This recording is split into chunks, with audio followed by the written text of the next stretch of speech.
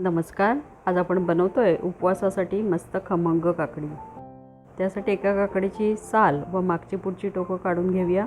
पारंपरिक पद्धतीने ही काकडी अशा पद्धतीने चोचवून घेतली जाते व आपण ती बारीक कापूनही घेऊ शकतो. आता या काकडीला थोडंसं मीठ लावून 10 मिनिटांसाठी ठेवून देऊया, म्हणजे यातलं पाणी निघून जाईल. खमंग काकडीसाठीचं सर्व साहित्य मी इथे लिस्ट आउट केलेलं आहे. आता काकडीतलं पाणी काढून घेऊया.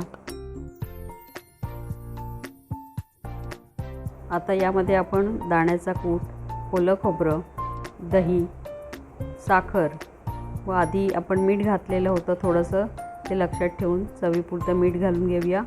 दही घालणं ऑप्शनल आहे. ही कोशिंबीर जर आपण उपवासाला खाणार नसू तर फोडणीला आपण हिंग, मोहरी आणि कढीपत्ता वापरू शकतो. ही काकडी खमंग होण्यासाठी आपण इथे तिला फोडणी घालतोय. त्यासाठी मी कढईमध्ये एक तूप घालून घेतलेलं आहे. यामध्ये आता जिरं घालून घेऊया. जिरे तडतडल्यावर हिरव्या मिरच्या आपण घालून घेतोय. मिरची चांगली तळून घ्यायला हवी. खमंग अशी फोडणी तयार आहे.